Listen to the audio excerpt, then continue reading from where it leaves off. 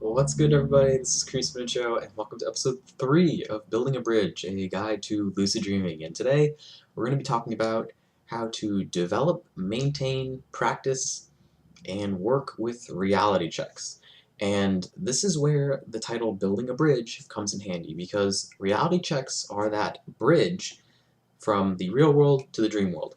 And so, we're going to talk about how to develop reality checks, how to practice reality checks, what reality checks don't work, at least for me, and what reality checks will be really good for you. So, like I said before, reality checks are kind of what you connect you from the real world to the dream world. And what I mean by that is, remember in the last episode where you've been keeping your dream journal and you've kind of noticed different dream signs, hopefully, throughout your dreams? Well, that's what the reality check is for. So you want to associate a reality check with that dream sign, so that when you see the dream sign in your dream, you'll do a reality check, and if you see something that's off, you'll be, hey, I must be dreaming, and then you'll become lucid and you'll be able to do all kinds of fun stuff.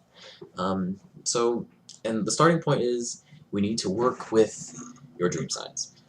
So if you have found dream sign or a common factor throughout your dream, definitely make note of it and develop a dream sign. And so, several dream signs that I have two dream signs, or not two dream signs, two reality checks, and several of them that work. So one, I take a look at my hand, I count 1, 2, 3, 4, 5, and then I flip it over and I count 1, 2, 3, 4, 5, and I notice, lines in my palm, which way they're going, and kind of hair and marks on, like I got a little mark on my pinky here. So that's what I notice. And the whole idea behind the reality check is, you need to associate it with a common factor in your dream. And then when you think about it, when you think about that common factor, you do a reality check. So I count all my fingers, not like pointing at it, but in my mind I count it, and I count it, turn my hand over, count it again, and I really question. That's important. You need to actually question, if you are dreaming or not.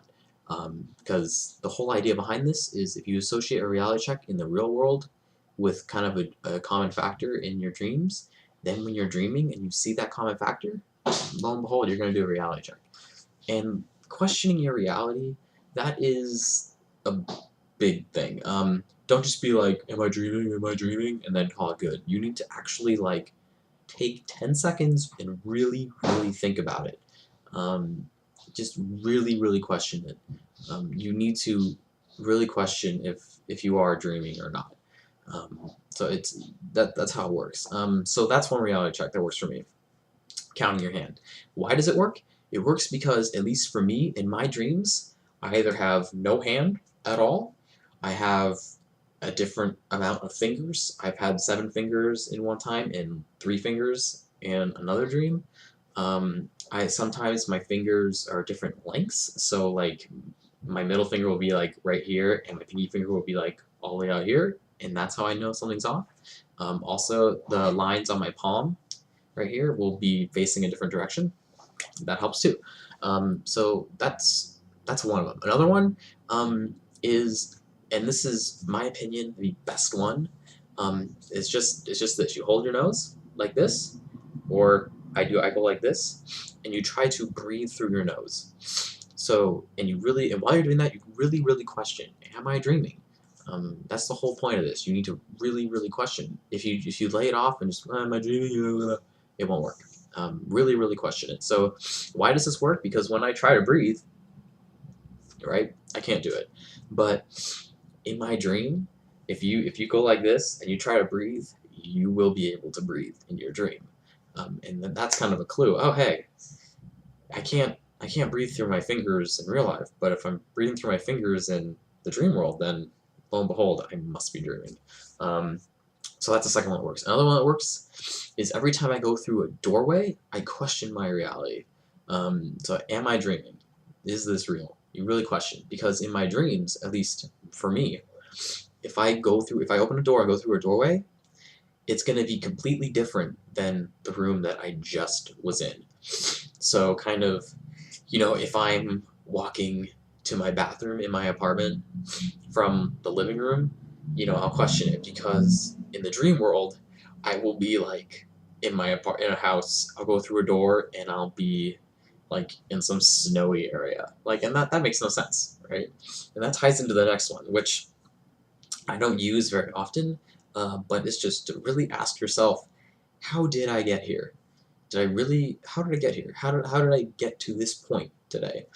Because chances are in your dream, you're gonna think about it. It's like, oh well, I guess I got here from my apartment, but I'm halfway across the world and I just went through and then you'll kind of question it and you'll be like, okay, I must be dreaming. Um, and this whole idea is to keep your mind more alert while you're dreaming, because there have been times when it's like, oh, okay, I'm walking on a lake, there's eggshells and needles. Oh, pff, no problem, that's real. And it's like, no, it's not.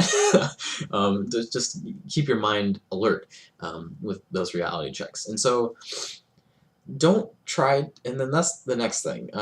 Reality checks that don't make it so obtrusive in your life that you look ridiculous. So I could easily be walking down the street and really question my hand.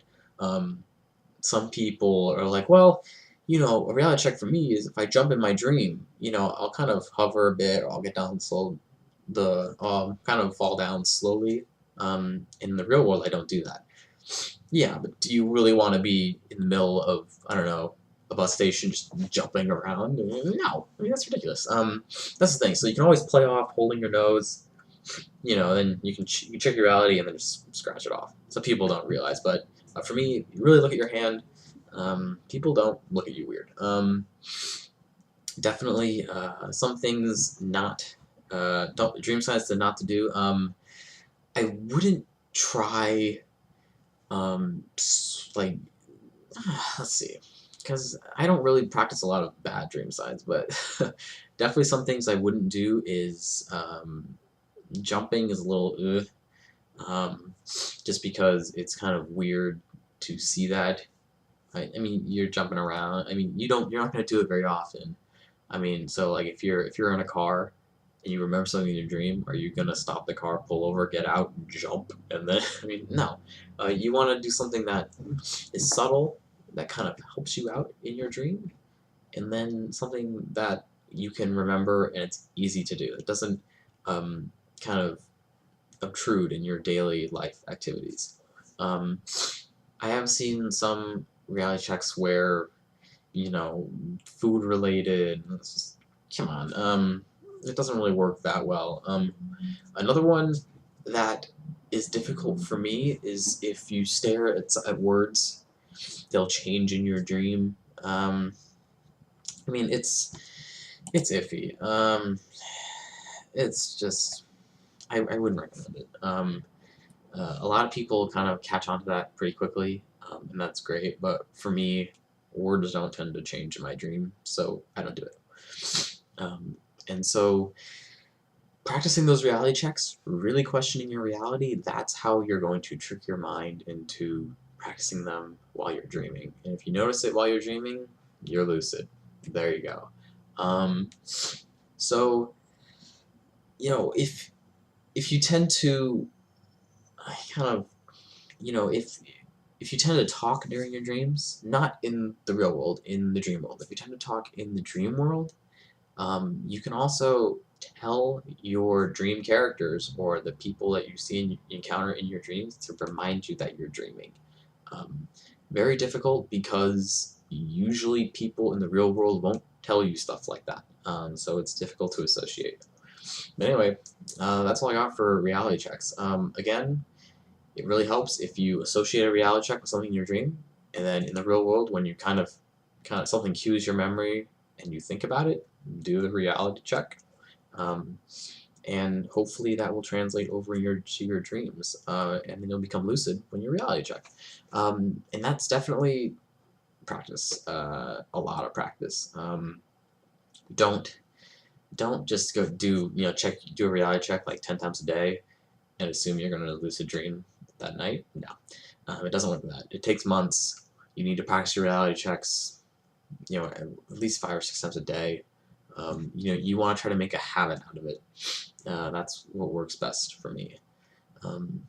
And that's all I got for reality checks. I didn't really go over ones that are not as good, um, but just basically something that you really need, something that you look at a lot.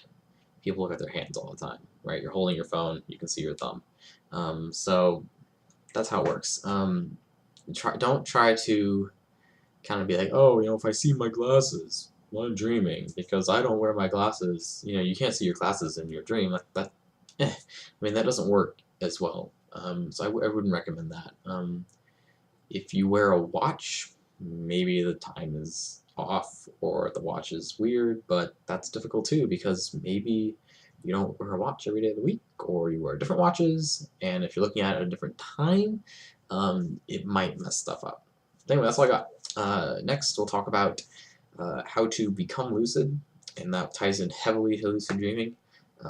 And then after we talk about how to become lucid, we'll talk about how to stay lucid, and then we'll talk about how to several techniques on how to get more effective at becoming lucid.